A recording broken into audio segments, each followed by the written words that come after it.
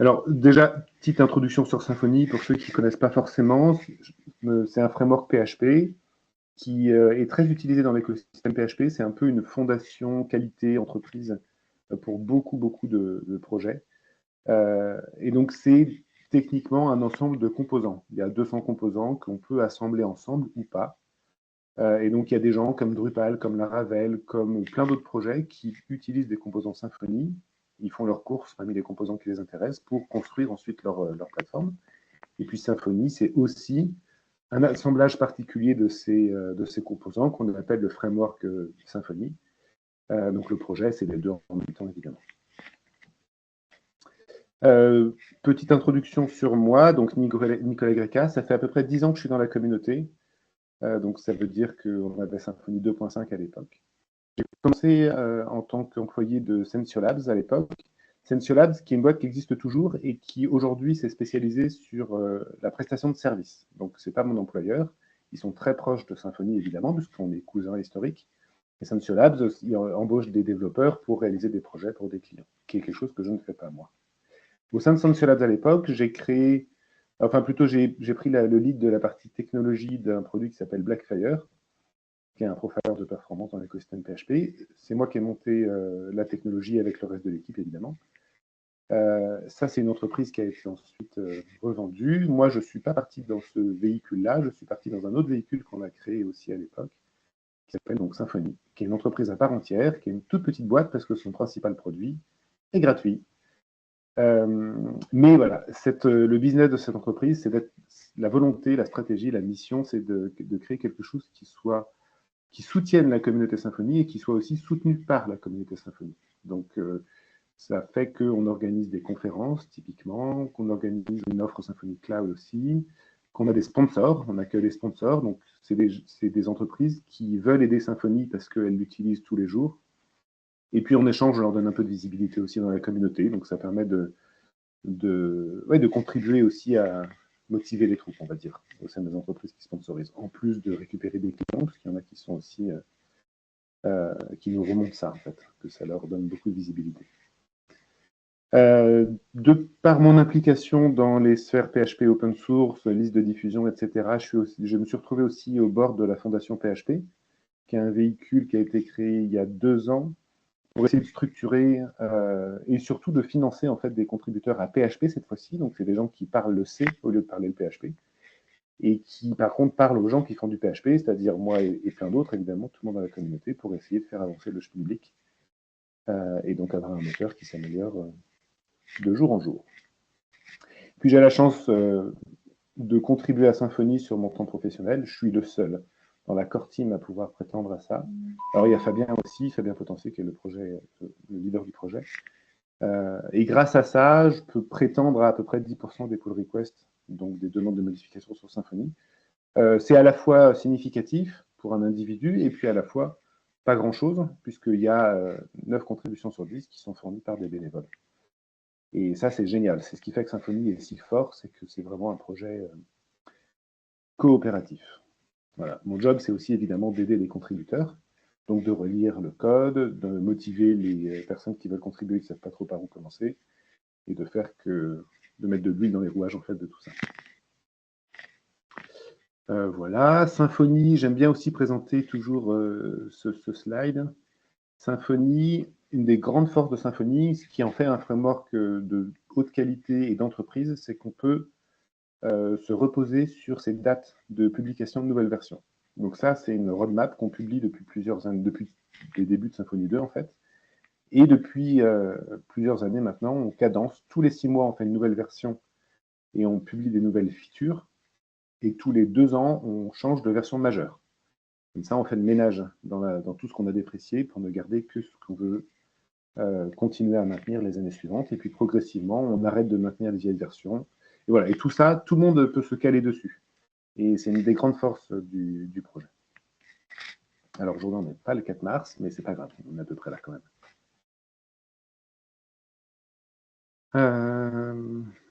Sur ce sujet, juste pour cadrer les choses, donc pour aider à passer d'une version mineure à une autre, une version mineure, ça veut dire version avec des nouvelles fonctionnalités, on a une promesse de rétrocompatibilité qui est une évidence pour nous. Je ne sais pas si ça l'est pour tous les projets logiciels, ce n'est pas le cas en JavaScript, mais dans notre univers à nous, on essaye de vous permettre de migrer facilement à la prochaine version tous les 6 mois sans casser quoi que ce soit chez vous.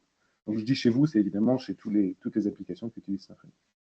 Donc voilà, tous les mois, on publie des bugs fixes, tous les 6 mois, on publie de nouvelles features.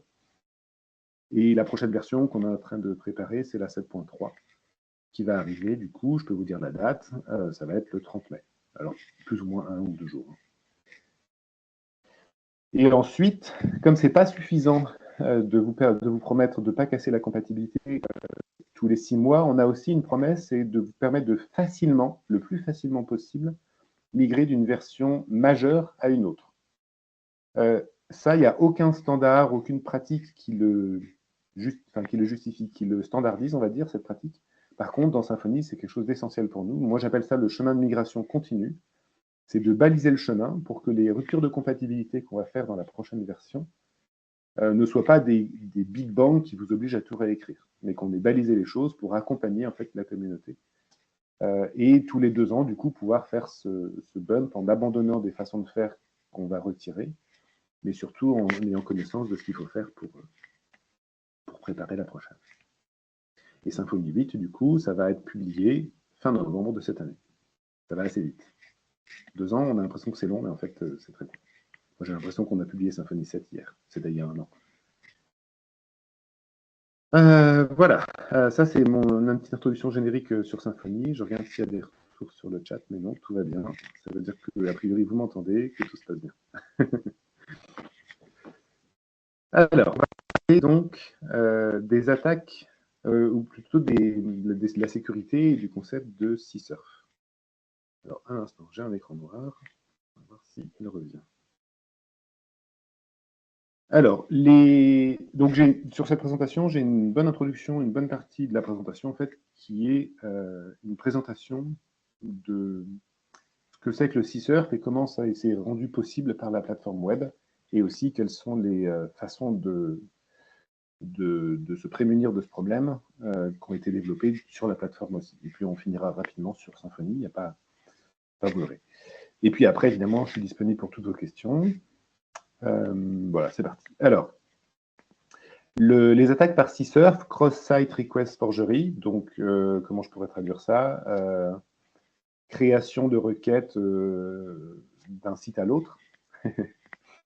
Tout commence avec du social engineering, donc on fait faire une action à quelqu'un par un email qui l'a convaincu qu'il fallait suivre l'action, cliquer sur un lien, ce genre de choses, et d'une façon ou d'une autre, c'est assez facile en réalité, hein. On pense qu'on est prémuni sur ça, mais peut-être que soi-même, on ne va pas tomber dans le panneau, mais il y a forcément quelqu'un qui va tomber dans le panneau. On fait visiter un site que j'ai appelé bang.com sans que l'utilisateur le remarque, et lui pense qu'il va sur bank.com. Et il se trouve que dans ce scénario, la personne est déjà connectée sur le site de sa banque, et ensuite il va sur Bang. Et là, sur Bang, évidemment, l'adversaire sait qu'il veut targeter cette banque, et donc du coup, s'est certainement débrouillé pour que ça ressemble fortement à la banque ou ce genre de choses. Donc ça, c'est le point de départ. On commence toujours par, d'une façon ou d'une autre, permettre aux gens, inviter les gens à aller là où il ne faut pas qu'ils aillent. Puis sur ce site, bang.com, à un moment, il va y avoir un formulaire. Et le formulaire, ça va être un formulaire qui va avoir pour cible, vous voyez, action, le site de la banque. C'est-à-dire qu'on est sur Bang et on a une action qui est sur Bank. Donc quand on va soumettre ce formulaire, tous les champs du formulaire vont être envoyés directement. Le navigateur va envoyer la requête à la banque. Et si le formulaire est fait d'une façon identique au formulaire légitime de la banque, et si la banque n'est pas protégée, c'est tout l'objet de la présentation, on peut se retrouver dans une situation où la banque va accepter, ici dans mon exemple, un transfert. Évidemment, on ne veut pas que ça arrive. Mais la plateforme web, historiquement, le permet. Quand le web a été créé, ils n'ont pas pensé à ça forcément, ou ils ne savaient pas trop comment non plus s'en prémunir. Et donc, du coup, cette attaque est devenue triviale. Pourquoi ça va fonctionner? Ça va fonctionner parce que les navigateurs envoient les cookies qui sont associés à une requête quand on fait cette requête et quand on envoie ce formulaire. Donc, le navigateur va envoyer ce formulaire à banque.com. S'il y a des cookies associés à ce site de notre banque, eh ben, ils vont être transférés en même temps que le formulaire. Et la banque va voir les cookies. Ça va être un cookie de session qui va contenir un identifiant de la personne qui initie le transfert, nous connectés, victime. Hop, le transfert est accepté et il y a un problème. Il vient de se faire voler. Alors évidemment, ça fonctionne quand il n'y a pas les protections qui sont mises en place. La plateforme web, à cet endroit-là, invite ou nous oblige à faire quelque chose. On ne peut pas juste se reposer sur elle. Alors idéalement, moi je recherche une protection qui soit complètement transparente. Donc standalone, c'est dire, j'aimerais bien que ma protection contre ces attaques-là, elle ne soit pas disséminée dans plein de composants différents, que j'ai plein de codes à gauche, à droite qui nécessitent d'être bien alignés pour que ça fonctionne bien. Robuste, ça veut dire qu'on ne doit pas forcément facilement la casser. Transparent, j'aimerais bien que cette protection, j'ai même pas à m'en soucier. Je dise, mon site doit être protégé, point, une fois que c'est dit, idéalement, il n'y a plus rien à faire. Et je rajoute deux contraintes qui sont un petit peu des prérequis, ou plutôt qui sont liés au concept de transparence. C'est que la page sur laquelle j'ai mon formulaire, vous savez, on est sur le web, et sur le web, le fait de pouvoir mettre en cache des pages, c'est essentiel. C'est comme ça qu'on obtient de la très haute performance. Et donc, j'aimerais que ma page qui contienne mon formulaire, on puisse la mettre en cache. L'exemple, alors peut-être pas toutes les pages, mais au moins la page de login la homepage de mon site. Si j'ai sur mon site, sur la homepage, je mets un formulaire de login, typiquement, c'est un formulaire, il faut le protéger, et ma homepage, je veux qu'elle soit très rapide à afficher, parce que si je passe à la télé, j'ai pas envie que ma homepage elle tombe, et donc il faut pouvoir la mettre en cache. Et ça, vous verrez, c'est pas forcément le cas de toutes les protections CISOR. Et idéalement également, j'aimerais bien ne pas avoir à mettre de JavaScript pour que la fonctionnalité soit effective, que la protection soit effective. Parce que le JavaScript, c'est tout le temps de l'overhead. Quand on peut s'en passer, on simplifie tout, toujours. Voilà, ça c'est un petit peu ma recherche initiale. Vous verrez qu'elle a des origines qui sont plus lointaines que juste moi faisant ce slide. C'est important pour tout le monde. La solution, il y a une solution qui est triviale, vous allez voir. C'est que depuis assez récemment, ou en tout cas depuis assez récemment, tous les navigateurs, ou quasiment tous, supportent ce header.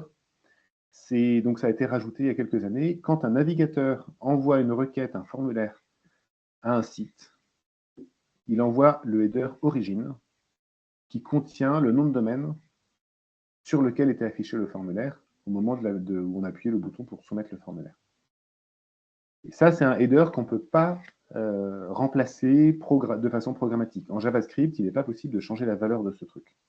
Ce qui fait qu'en fait, c'est un header de confiance. Et donc, ce qui se passe, c'est, voilà, le navigateur sur le site de la banque va envoyer origine bank.com, et si le site de la banque vérifie ce header, il va voir que ça vient d'un site qui n'est pas lui-même, et terminé. Le site de la banque peut rejeter la requête. Et en fait, on a quasiment résolu le problème, parce que là, c'est le navigateur qui fait ça tout seul. Que la page soit en cache ou pas, bah, on s'en fiche, ça fonctionne de la même façon, et évidemment, il n'y a pas besoin de JavaScript, c'est une fonctionnalité native du navigateur. Ça fonctionne à peu près partout, je vous ai dit. Ici, c'est le site Can I Use qui nous dit que c'est supporté par 97% plus des navigateurs Internet, ou plutôt de la base d'utilisateurs d'Internet, donc ça veut dire quasiment tout le monde. Et puis, si vous regardez les choses qui ne sont pas supportées, là, par exemple, le tout dernier qui s'appelle UC Browser for Android, en fait, ça, on parle d'un navigateur natif d'Android qu'on a tous quand on a un Samsung ou ce genre de choses. On a des navigateurs intégrés qu'évidemment, on n'utilise jamais. Je ne sais pas si vous utilisez ces navigateurs-là, mais moi, une des premières choses que je fais quand j'ai mon téléphone ou mon ordi, c'est que je mets Chrome ou Firefox. Il y a quand même des gens qui utilisent ça pour naviguer. Et là, on peut se dire, bah, en fait, les 3% qui restent, ils ont toujours le choix d'utiliser un navigateur récent. Enfin, en tout cas, il y a une proportion non négligeable qui va avoir le choix d'utiliser un navigateur récent. Et donc, je trouve qu'il est tout à fait légitime de les abandonner et de dire, bah, si tu veux utiliser mon site, moi, je ne veux pas être exposé à des problèmes de sécurité d'un autre âge, si on peut dire, et donc, du coup, utiliser un navigateur un peu plus récent quand même, sachant que la contrainte n'est pas très élevée. Ça fait quand même plusieurs années que tout ça, ça marche. Voilà. Donc c'est cachable, on n'a pas besoin de JavaScript. Et ça a un prérequis technique. Ça a une conséquence. Quand moi, en tant que concepteur de Symfony, ou contributeur plutôt, je vais réfléchir à pousser ça à l'écosystème, c'est que ça nécessite que l'application ait connaissance de son propre nom de domaine. Et ça, c'est pas toujours le cas. Ça nécessite que l'application Symfony, ou n'importe quoi d'ailleurs, parce qu'à cet endroit-là, on n'est pas du tout, on est agnostique de la technologie, mais ça nécessite que l'application sache qu'elle est hébergée sur un nom de domaine qui s'appelle bank.com, dans mon exemple. Ça nécessite en général de configurer des choses qu'on appelle par exemple les Trusted Proxy Headers, donc les entêtes qui identifient les proxys, les reverse proxys de confiance. Ça nécessite donc de lire un petit peu de documentation et de bien configurer son application. Je dis ça, je le sais, parce que quand on a déployé la fonctionnalité au sein de la communauté, les premiers bug reports qu'on a eus, c'est des gens qui justement n'avaient pas fait ça correctement. Et le site fonctionne quand même, hein, parce qu'une application n'a pas toujours besoin de connaître son origine. Maintenant, c'est le cas. Il y a aussi un cas qui n'est pas forcément bien géré, ça va être le cas des formulaires cross-domain légitimes. Il y a des use cases, du SSO par exemple, mais pas que, où on a deux sites qui sont deux noms de domaine différents, mais qui sont des sites qui coopèrent. C'est-à-dire que ce qu'on appelle du cross-site request forgery, ils se l'appliquent eux-mêmes. Ils utilisent cette capacité comme une fonctionnalité, et non pas comme un vecteur d'attaque. Donc ça, c'est possible aussi. Ça va nécessiter de programmer un petit peu plus de choses pour vérifier le header origine avec des règles qui sont un peu plus complexes que l'égalité stricte.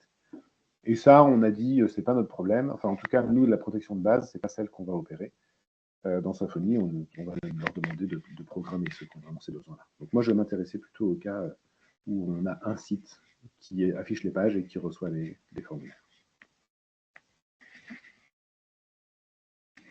Alors ensuite, je vous ai dit 97% du web, un peu plus, qui peut utiliser le header origine. Mais quand on parle de sécurité, une seule mesure, c'est rarement suffisant. Si on n'a qu'une seule mesure de protection, on peut concentrer absolument toutes les attentions. Et donc, du coup, à un moment, il peut se passer que cette sécurité est compromise. Et tout d'un coup, si on n'a qu'une seule mesure de protection et que la mesure de protection est compromise, eh ben, on a un boulevard. Les attaquants ont un boulevard. Donc, c'est mieux d'essayer d'avoir des stratégies de défense avec des couches additionnelles de protection qui vont pouvoir rattraper le coup si jamais la protection principale tombe. Et donc, c'est ça que je vais essayer de vous présenter dans le reste de la présentation. Et c'est aussi de là que vient la complexité en fait du sujet. Voilà. On est toujours bon. Alors, pour ça, il y a un organisme qui s'appelle l'OWASP qui documente en fait la thématique. Et vous pouvez aller chercher OWASP Cheat Series. Et ce que je vais vous présenter, en fait, vous aurez une version développée de tous ces items. Je me suis basé là-dessus pour ensuite, pour moi-même, travailler le sujet, parce que c'est un très bon point d'entrée, assez exhaustif de toutes les façons de penser au sujet, historique et plus récente. L'origine est assez récente, comme je vous l'ai dit. Donc du coup, en résumé rapide, ce que va nous dire cette page, c'est que les applications avec état devraient utiliser des sessions de tokens. Une application avec état, c'est une application avec un concept de session. On est connecté ou pas connecté. À partir du moment où on est connecté, le site sait qui on est, et ça, c'est ce qu'on appelle l'état. Donc il y a une session qui est associée à ça. Et ce qu'on dit ici, c'est qu'il doit y avoir un concept de token qui doit être utilisé. Ensuite, le deuxième truc, le deuxième item, c'est de dire les applications sans état, donc une application qu'on navigue en mode déconnecté, a priori, devrait utiliser une stratégie qu'on appelle le double submit cookies. Je vous en parle juste après. Puis après, il y a d'autres stratégies de défense. Défense en profondeur, c'est le terme ici, en traduction littérale, qu'on va essayer aussi d'implémenter, qui vont aussi réduire le risque. Il y a une stratégie qui est excessive, mais qui fonctionne quand on a des problèmes de sécurité absolument critiques, c'est de demander le mot de passe de l'utilisateur en même temps, dans le même formulaire que celui dans lequel on demande de faire l'opération. Par exemple, si dans le formulaire de transfert tout à l'heure, on avait demandé le mot de passe juste après avoir reçu la demande de transfert, ben, on aurait pu confirmer que c'était la bonne personne en fait qui faisait bien le transfert de banque. Ça, c'est des choses que vous avez. Bon, il y a certains sites qui utilisent ça, mais c'est quelque chose qui est très disruptif dans le flux d'interaction, et donc du coup, c'est quelque chose qu'on va réserver à des opérations très sensibles, donc je ne vais pas en parler plus. Et puis il y a une dernière chose qui est absolument essentielle, et c'est la chose que vous devez retenir si vous retenez qu'une seule chose de toute la présentation, c'est qu'il ne faut jamais utiliser les méthodes GET pour tout ce qui est opération de changement d'état, tout ce qui peut aboutir à un changement d'état dans une base de données avec une interaction web. La raison, c'est que c'est trivial de faire une requête GET depuis un autre site. Il suffit de rajouter une image qui a pour target le site, le navigateur va faire la requête, que ce soit l'image ou pas, on s'en fiche complètement. Et puis ensuite, on va du coup déclencher une opération qui ne devrait absolument pas être faite. Donc, il n'y a pas de protection valable sur du GET, en tout cas automatisé. Et donc, voilà, ne le faites jamais, ça ira beaucoup mieux. Utilisez du POST, du PUT, du DELETE, des trucs comme ça, pour vraiment faire des changements d'état. Petite, oui, autre remarque. Pareil, en sécurité, dans la sécurité, il y a des classes de problématiques qui font qu'on ne va pas du tout se soucier d'autres classes de problématiques. Et là, ce que je veux dire par ici, c'est que si dans votre site, vous avez un problème d'injection de JavaScript, donc on fait du cross-site scripting, ou alors que vous avez quelqu'un qui est capable d'altérer, voire de monitorer le trafic au niveau de couche réseau, si vous avez ce genre de problème sur votre site, ça ne sert à rien de parler de CSurf, c'est cela qu'il faut régler. Il n'y a aucune protection CSurf qui peut résister à du JavaScript injectable ou à du man in the middle. Donc, dans le raisonnement sur ce sujet, il faut éliminer ces classes d'attaque. Il faut les régler à part, complètement à part. Une fois qu'on les a réglées, il peut rester les CSurf, et c'est ça dont on parle maintenant. Alors, je vous ai parlé des tokens. Les tokens stateful, ça va fonctionner comme ça. Ici, on a le même formulaire que tout à l'heure, mais la dernière ligne, vous voyez, il y a un token qui a pour valeur un nombre complètement aléatoire, donc que personne ne peut deviner. Et il se trouve que ça, on est sur un site bank.com. Donc bank.com, quand il va générer son formulaire de transfert légitime, il va faire ça. Du côté de bang.com, notre attaque, eh bien, l'attaquant ne sait pas quoi mettre comme valeur aléatoire. Donc, c'est à cet endroit-là que la protection opère. Parce que la valeur du token ne peut pas être devinée par bang.com, le site bank.com, lui, ce qu'il peut faire, c'est que, je vais revenir, mais le site bank.com, la banque va vérifier que le token qu'il reçoit dans le formulaire correspond au token qui, précédemment, a été mis dans la session de l'utilisateur. Et si les deux sont identiques, bah, c'est bon, on a validé que l'origine de la transaction est bien la banque, et que c'est une opération légitime. Donc ça, c'est les stateful tokens, les tokens avec ça, c'est bien, sauf qu'on ne peut pas mettre en cache. Ce HTML, on ne peut pas le mettre en cache, parce que la valeur est aléatoire, et évidemment, elle doit changer aussi souvent que nécessaire. Donc c'est à cet endroit-là qu'on a un problème lié à la cacheabilité de notre système de notre protection. Donc voilà, cette stratégie veut dire ce que je viens de dire, et ça fait aussi que le token, cette valeur aléatoire que j'ai mentionnée, maintenant c'est celui qui va devenir l'attention de tous les cerveaux qui veulent attaquer notre site. Et par exemple, il y a une attaque que je nomme ici qui s'appelle breach comme vulnérabilité, et c'est une attaque assez maligne qui consiste à utiliser le comportement d'HTTPS et l'interaction entre le HTTPS et la compression de type zip. Quand on a les deux ensemble et qu'on peut contrôler une partie du contenu de la page qui est affichée, il est possible d'extraire de l'information malgré le chiffrement de la page. Il y a des protections contre ça, mais voilà, il faut savoir qu'il y a des gens qui trouvent suffisamment de valeur à casser les protections basées sur les tokens pour trouver des choses comme ça. Et, ok, j'en ai parlé tout à l'heure, mais la valeur aléatoire doit changer, et donc du coup, le fait qu'elle change veut dire qu'il y a certains formulaires, la valeur qui vont ne plus marcher. Parce que sur la page précédente, on avait un token qui valait ABC, et sur la page suivante, ça vaut 1, 2, 3. On fait bouton précédent. Sur le formulaire, on a toujours ABC, on envoie ce formulaire-là, ça ne marche pas. Et donc là, on obtient des expériences utilisateurs qui sont dégradées de façon non légitime, évidemment. La protection n'est pas supplémentaire avec ça. Donc c'est un effet de bord de la protection qui est indésirable. Alors, on peut améliorer les choses. Il y a une stratégie qui consiste à utiliser du JavaScript. Donc là, vous vous souvenez, ça contredit ma solution idéale au début. Et utiliser du JavaScript pour remplir le token en arrière-plan. Donc on déclenche une sous-requête qui est faite juste pour récupérer le token et on met à jour le formulaire. Donc ça va fonctionner bien, mais ça va bien fonctionner, mais ça va obliger à avoir 2 requêtes au lieu d'une pour afficher la page, ce qu'on va préférer éviter, évidemment.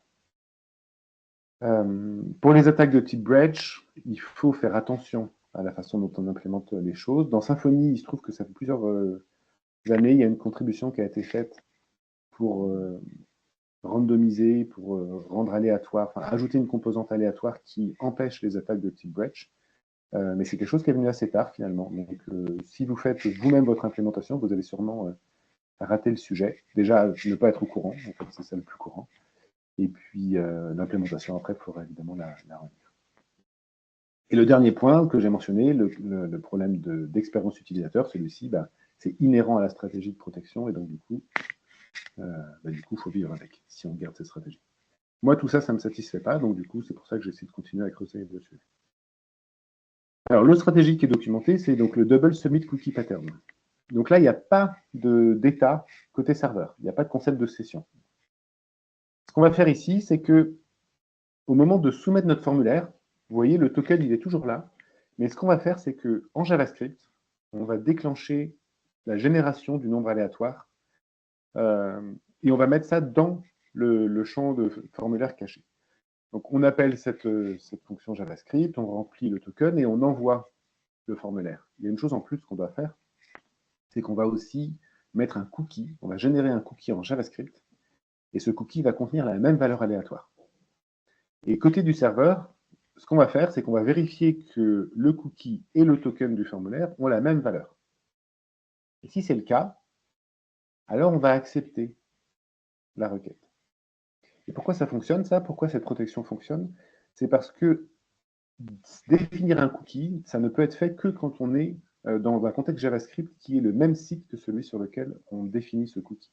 Ce n'est pas possible pour le site bank.com, bang.com, pardon, de définir un cookie, il sera ensuite utilisé sur le site bank.com. Il y a une isolation qui a toujours été là dans les web navigateurs qui font que c'est interdit. Il y a une politique de sécurité qui l'interdit. Donc c'est la same origin policy. Voilà, donc cette protection-là fonctionne bien. Il y a quand même des choses auxquelles il faut faire attention, et d'ailleurs, si vous regardez la page WASP, vous verrez que cette stratégie, elle est appelée naïve et découragée. Ça fait un peu peur. Ça fait peur parce que les cookies sont sujets à des choses qu'on appelle des fixations de cookies. Dans certaines situations, il est possible de s'assurer de la valeur d'un cookie parce que on fait faire une série d'interactions qui font qu'on connaît la valeur. Il faut faire attention aussi à la façon dont les cookies sont utilisés avec le concept de sous-domaine. Donc faites attention si vous avez des sous-domaines, les cookies, ça passe d'un domaine à l'autre trop facilement, d'un sous-domaine à l'autre, pardon. Il y a aussi un truc auquel les cookies sont sensibles, c'est un attribut qui s'appelle secure. Quand vous définissez un cookie, vous pouvez dire qu'il est secure. Et il se trouve que les cookies sont un mal fait à ce sujet. Il est possible pour une partie HTTP, donc pas sécurisée, sans le S, de définir un cookie dit secure. Et ce qui va se passer ensuite, c'est que ce cookie défini en HTTP, dit secure, va être transmis et utilisé exclusivement sur le canal HTTPS. Le problème, c'est qu'à partir du moment où ce cookie a été défini en HTTP, il est beaucoup plus facile de le corrompre, en fait. Et donc, l'histoire de la cookie fixation, par exemple, ça peut être une stratégie pour obtenir une fixation de cookie. Donc, si vous avez un site qui est exposé en HTTP, même s'il ne fait qu'une redirection sur HTTPS, vous avez déjà un problème. Parce qu'il est tout à fait possible d'intercepter l'HTTP, de définir le cookie, et ensuite de le renvoyer sur HTTPS avec le cookie dont on parle. Donc, là, le code précédent que je vous ai montré, vous vous souvenez, la partie JavaScript, elle est la partie plutôt aléatoire, c'est un code JavaScript qui génère le token à chaque fois. Et ça fait qu'en fait, on est insensible au concept de cookie fixation et sécure. Mais on est déjà sur une version un peu moins naïve de l'implémentation. Donc voilà, la stratégie de protection va fonctionner celle-ci. Il y en a d'autres qu'on appelle donc ces histoires de défense en profondeur. Donc le premier, c'est d'utiliser le protocole HSTS, enfin plutôt les headers HSTS. Donc ça, c'est des headers que vous allez envoyer avec votre site qui vont dire au navigateur que la version HTTP, il ne faut jamais y aller. Et donc du coup, si vous envoyez le header configuré comme il faut et que vous essayez d'aller sur la version HTTP de votre site à vous, le navigateur va être instruit précédemment que ça ne doit pas arriver. Et donc il va refuser de vous servir la page. Donc ça, du coup, ça évite le problème. Une autre stratégie qui va compléter le dispositif, c'est d'utiliser l'attribut SameSite sur les cookies. Un attribut SameSite, ça dit à un cookie, ne suis pas les requêtes si elles ne viennent pas de mon site à moi. Donc typiquement, mon scénario tout à l'heure, c'est de dire je suis sur le site Bang et les cookies vont partir sur Bank parce que je m'adresse à Bank. Mais en fait, SameSite, ça veut dire si l'origine de la transaction HTTP n'est pas le site de la banque, alors n'envoie pas les cookies. Donc ça casse aussi l'herbe sous le pied à l'attaque. Un complément, c'est de préfixer le nom de son cookie par des headers standardisés, il y en a quelques-uns. Et là, il y en a un qui s'appelle double_host-.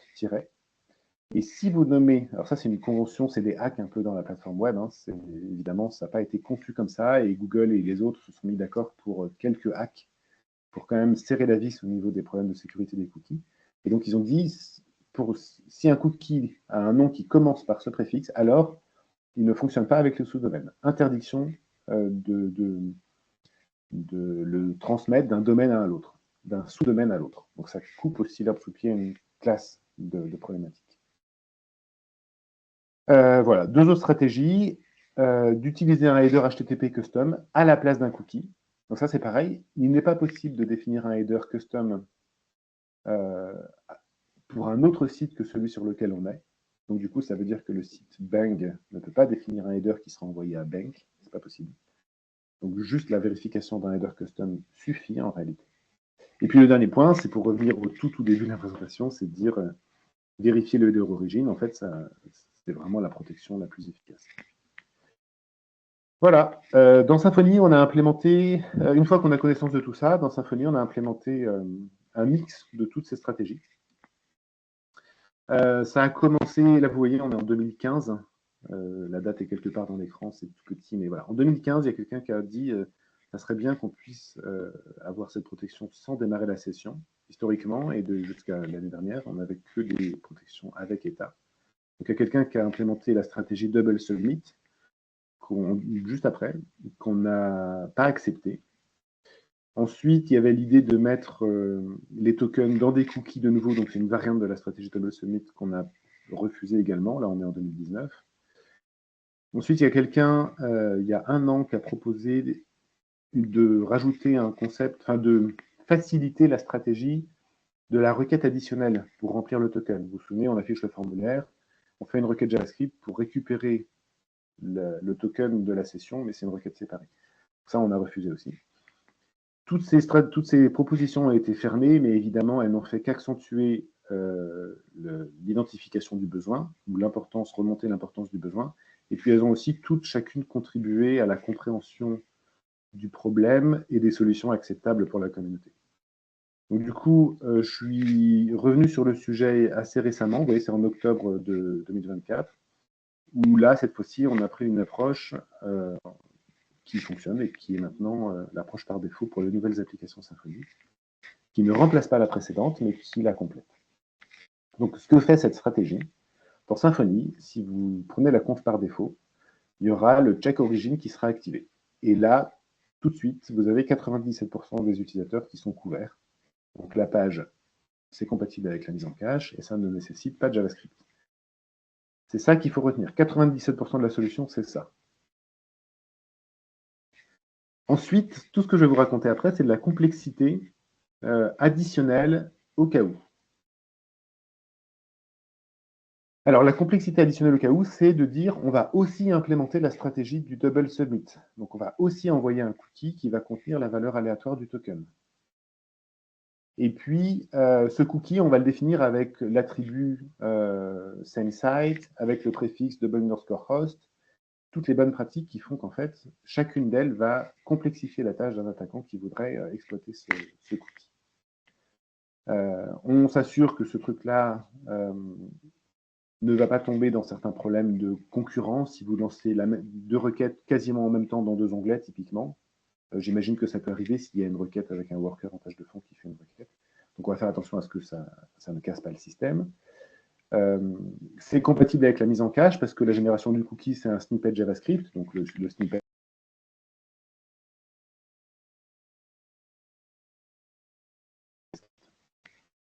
On a un petit JavaScript de quelques lignes qui suffit et qu'on ship par défaut dans les nouvelles applications Symfony. Alors, la stratégie du cookie, on la complète aussi de la stratégie du header. Donc, on peut aussi envoyer un header custom qui n'est pas un cookie. Par défaut, c'est désactivé. Et je me suis demandé à un moment si on devait le faire ou pas, en me disant, mais on a le cookie, on a l'origine, qu'est-ce qu'on doit rajouter d'autre? Et en fait, il se trouve qu'il y a quelqu'un de la communauté qui a expliqué que eux, ce qu'ils font, c'est qu'ils ont un reverse proxy devant leur application qui supprime tous les cookies. Ce qui fait que l'application ne voit aucun cookie. Alors peut-être qu'ils gardent juste le cookie de session pour que l'application sache quel utilisateur est connecté. Mais tous les autres cookies, ils les dégagent. Et ils font ça parce que, en termes de GDPR et ce genre de choses, c'est beaucoup plus clean. C'est d'être sûr qu'on ne va pas utiliser un cookie de tracking alors de façon insidieuse ou plutôt inattendue ou non désirée.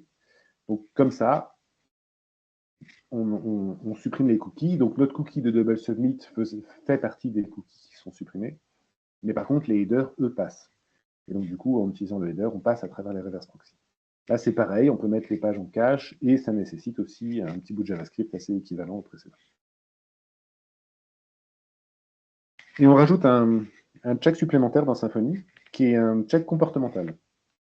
Et le check comportemental, ça consiste à dire, par défaut, il n'y a que le check origine qui est vérifié. Si à un moment vous faites une transaction, vous soumettez un formulaire et que le formulaire arrive à valider un cookie en double submit, on va s'en souvenir dans la session de façon opportuniste. S'il y a une session, on met cette information dans la session. S'il n'y a pas de session, c'est pas grave, on ne le garde pas en mémoire.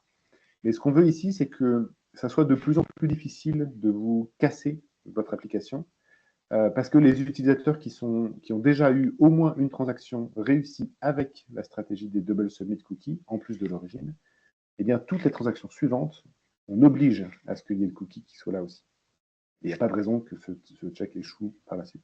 Donc, on serre la vis au fur et à mesure qu'on se rend compte qu'on peut la serrer. Voilà, alors là, il y a un petit peu de configuration. Ça, c'est les nouvelles applications Symfony qui viennent avec ces lignes de YAML qui disent, en gros, à l'application, pour tous les formulaires soumis ou générés par l'application, on active la stratégie. Je ne vous détaille pas comment ça fonctionne, mais ce n'est pas grave. Et voilà, j'ai fini ma présentation. La question qui vient après, c'est évidemment, est-ce que vous arrivez à trouver des vulnérabilités à ces stratégies Et ben, je vous remercie. Merci Nicolas.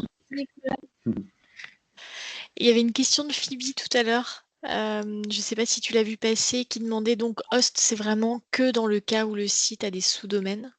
Oui, bien sûr. Host n'a de sens que quand on a des sous-domaines, mais ça peut arriver à n'importe quel moment. Donc, il faut faire très attention à ça. Quand je dis ça peut arriver à n'importe quel moment, c'est que demain, vous pouvez décider d'ouvrir un sous-domaine, et puis tout d'un coup, parce que vous n'avez pas fait gaffe aux cookies, les cookies sont exposés sur les deux sous-domaines en même temps, le domaine principal et les alternatifs. Donc, c'est une très bonne pratique de préfixer tous ces cookies par ce préfixe. Merci. Je viens de réactiver les micros pour ceux qui souhaiteraient poser leurs questions directement à l'oral. Alors, est-ce que certains ou certaines auraient des questions? N'hésitez pas à lever la main à ce moment-là directement. Je serais aussi content de répondre à vos questions, pas forcément sur la présentation, mais si vous en avez en tout cas sur SensuLabs, Symfony, la communauté, l'écosystème, etc. Eh ben, je me suis permis du coup de partager un petit peu plus haut. Vous verrez le lien vers le site de SensuLabs justement. Merci. Histoire un petit peu. Et je vois Gabriel qui avait levé la main. Tu peux activer ton micro normalement, Gabriel. Oui, normalement, tu as la main. Ouais, vous m'entendez là, c'est bon? Parfaitement.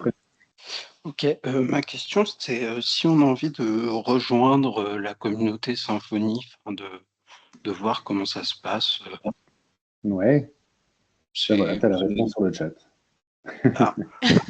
Ah bah oui, ok. En Ah bah fait, super. on utilise Slack dans la communauté pour tout ce qui est communication temps réel. Moi, il est toujours ouvert, alors pas maintenant, à cet instant précis. Mais c'est là qu'on interagit, qu'il y a des gens qui posent des questions, qu'il y a des gens qui, la core team se rassemble, viennent vers moi. Enfin voilà, c'est vraiment là que se passe l'interaction temps réel. Évidemment, l'autre endroit où les choses se passent en majorité, parce qu'il y a d'autres sous-repositories, mais c'est le repo Symfony sur GitHub, où là, il y a aussi beaucoup d'activités tous les jours. Ok. Et là, on est sur le code, quoi. Bah super, merci. Alors, je ne sais pas pourquoi on ne peut pas cliquer dessus, mais...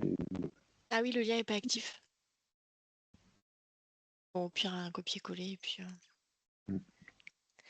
je voyais qu'il y avait d'autres questions. Sébastien? Oui, bonjour, vous m'entendez? Oui, Oui. très bien. Bonjour Nicolas, j'ai une petite question. J'ai vu dans les slides que ça va être disponible dans la nouvelle version 7.2 de Symfony, cette solution. Oui. Et dans les cas, moi j'utilise la version 6.4, c'est une version LTR. Est-ce que c'est possible d'utiliser aussi ou il faut forcément passer pour la version 7.2? Non, il faut forcément la 7.2 parce que le code qui gère ça, il est dans la 7.2. Donc, du coup, ça marche. à moins que tu fasses un copier-coller et que tu l'enregistres toi-même à la main, ça risque d'être un peu pénible. Je te conseillerais de faire la mise à jour plutôt. Ouais. Ok, ça marche. Merci beaucoup. Merci à toi. On avait Stéphane également. Bonjour, moi la question que j'avais c'est est-ce qu'il existe un guide pour paramétrer justement la sécurité de ce point de vue justement à partir de la version 7.2 puisque je développe actuellement un site en utilisant Symfony à titre perso et j'aurais aimé justement, étant donné que j'ai quelques formulaires justement, savoir un petit peu ce que je peux ou dois mettre en place suivant les cas. Si vous avez un guide ou quelque chose, ça m'intéresse.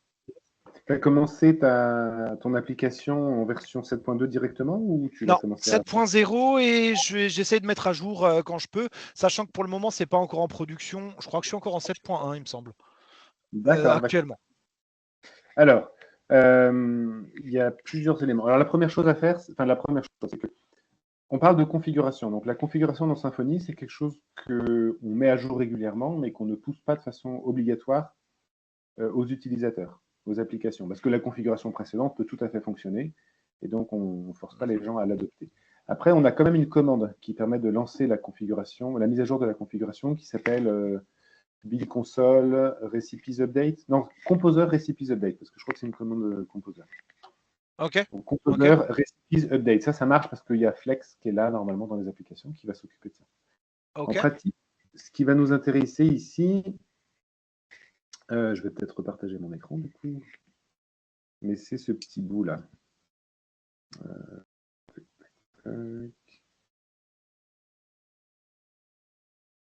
Alors, vous avez un écran partagé là? Non, ça n'a pas marché. Je sais pas ce Non, que pas j'ai fait. encore. Oui, ça va arriver là. Ah, je n'ai pas utilisé ça tout à l'heure. C'est bon. Vous avez fait quelque chose là? Oui, on est sur ta présentation. Parce que moi, je ne sais pas trop ce que je vois. Mais, donc là, vous voyez mes slides. Le dernier slide, c'est ça? C'est ça. Ouais. Là, c'est la première. Moi, j'ai la première slide. Oui, première ou dernière, oui. D'accord. Est-ce que moi, je peux passer? Oui, ok, super. Je laisse. Ça a mis du temps. Ouais. Il faut que je retrouve le slide sur lequel je suis passé rapidement, justement, tout à l'heure. Voilà, ce slide-là. Avec la Ce config slide-là, YAML. ici, voilà, c'est ça. Ce petit bout de YAML ici, donc tu vois, c'est dans config packages sysr.yaml. Il faut absolument l'avoir pour activer la protection. Donc là, ce que ça dit, je lis rapidement, parce que tu me poses la question, ça me donne l'occasion de le faire.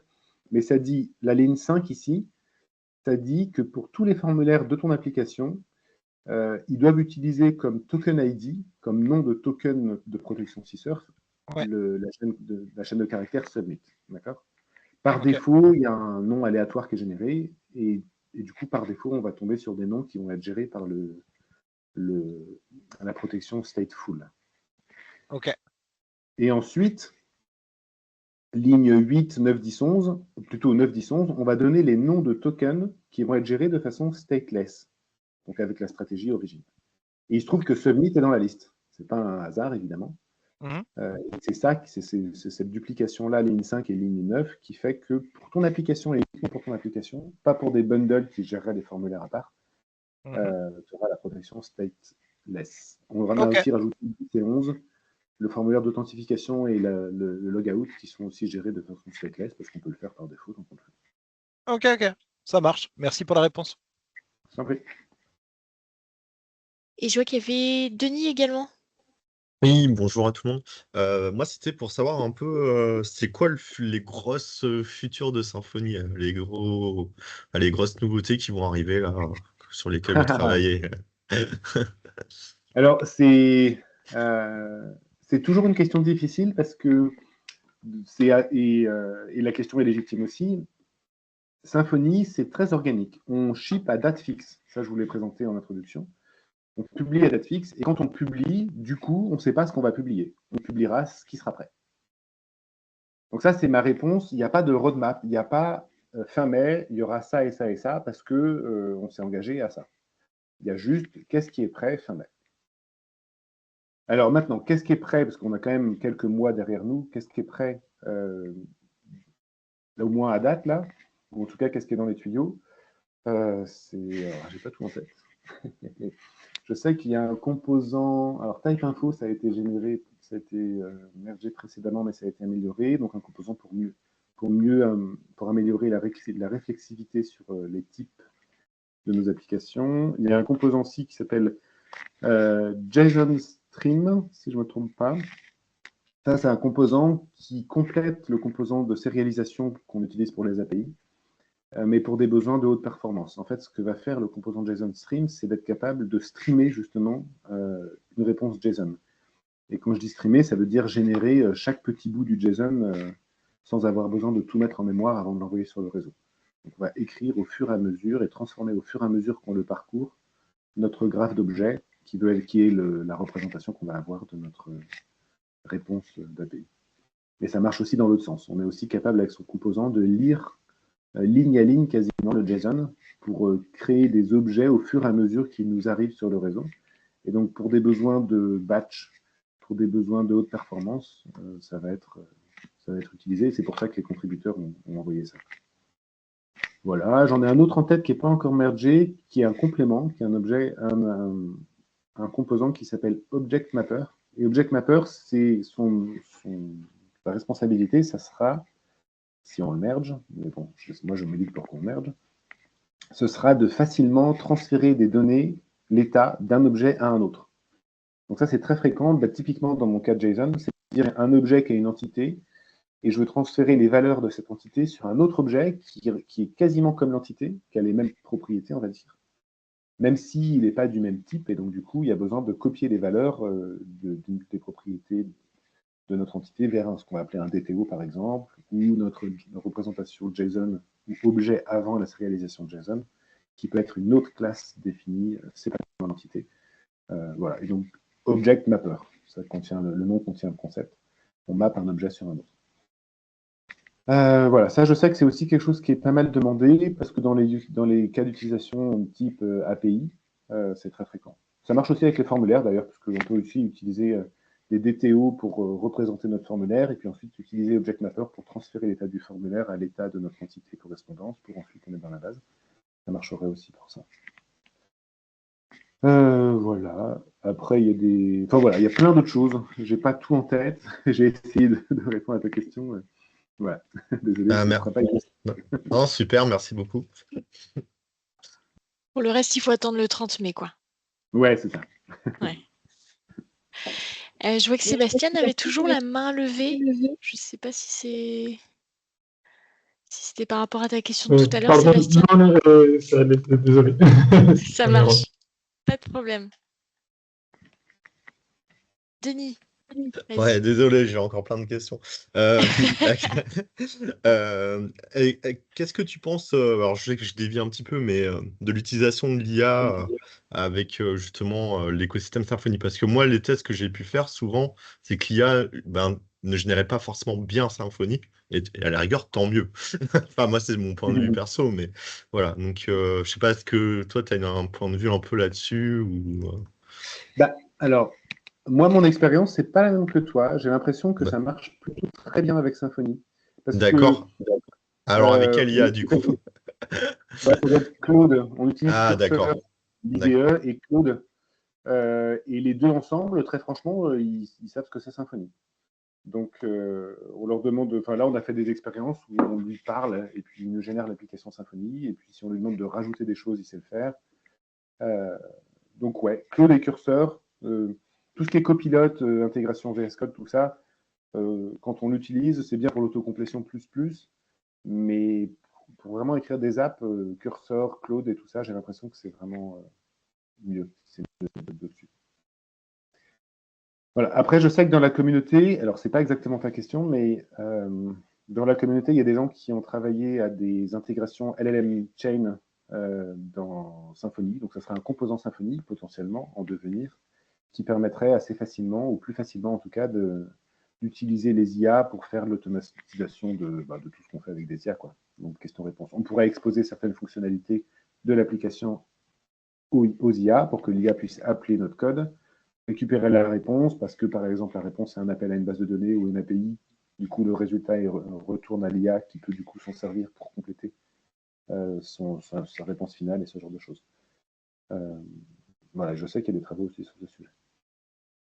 Et je vais te dire un dernier truc, c'est que l'expérience justement qu'on a faite avec Claude, Cursor et tout ça dont j'ai parlé tout à l'heure, on se rend compte que ça nécessite de documenter énormément les contributions et le travail, les améliorations. L'exemple typique qu'on a fait, c'est de dire, voilà, là, il y a un code, il est écrit d'une façon qui ne sera pas celle qu'on va préconiser en 7.3, parce qu'en 7.3, il y a une nouvelle fonctionnalité, qui n'est pas documentée, évidemment, mais il y a une nouvelle fonctionnalité. Et donc là, Claude, on a fait l'expérience, on lui dit, est-ce que tu peux aller voir la pull request bidule, on lui donne le lien, et à mettre à jour le code pour t'en servir.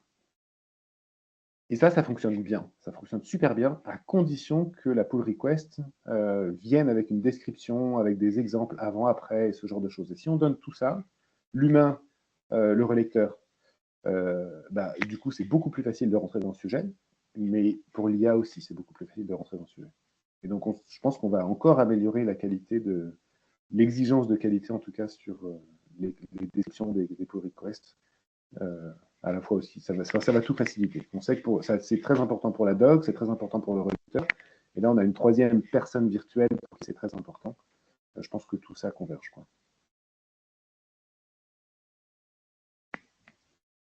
Merci beaucoup pour je trouve, ces précisions. Voilà.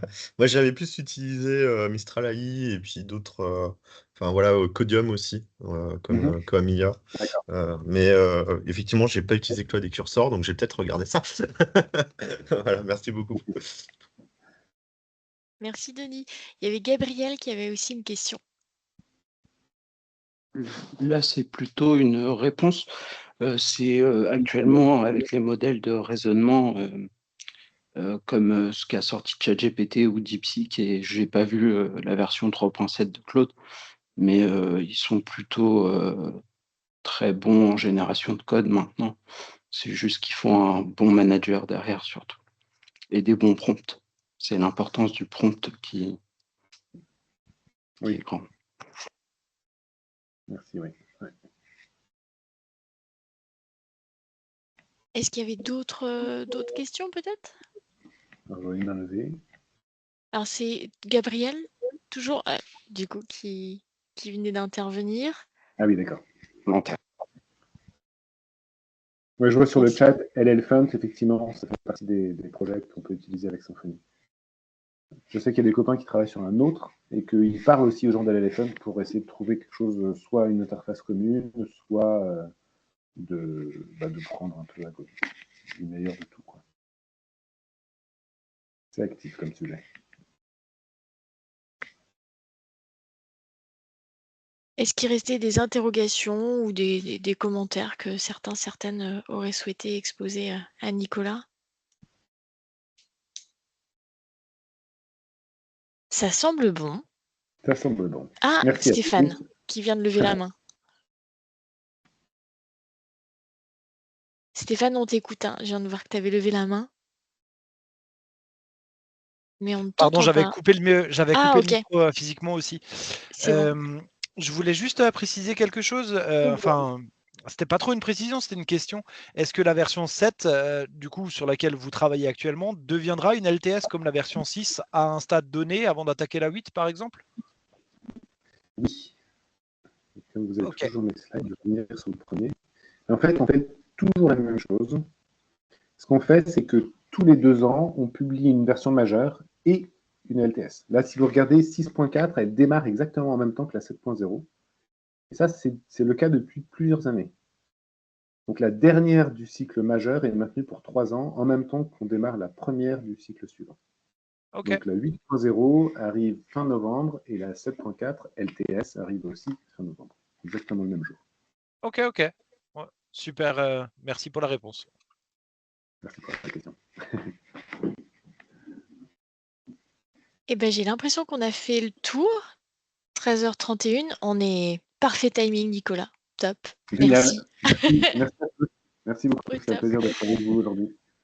Oui, alors je vois que certains redisent, hein, Paul, effectivement, la formation va reprendre. Bah, merci d'avoir pris le temps de cette heure de pause là pour assister à ce webinaire. Merci infiniment, Nicolas, pour toutes tes explications. Ça a été vraisemblablement très apprécié. Le côté concis, clair, merci beaucoup. Donc, on le répète, le webinaire est enregistré. Chloé va arrêter l'enregistrement et on va pouvoir vous envoyer le lien, vous le mettre à disposition. Donc, merci une nouvelle fois. On vous souhaite une bonne fin de journée, bonne fin d'appétit, éventuellement. Et puis à bientôt tout le monde. À bientôt. Merci Merci Nicolas. encore. Bonne journée Au à revoir. tous. Merci tout le monde.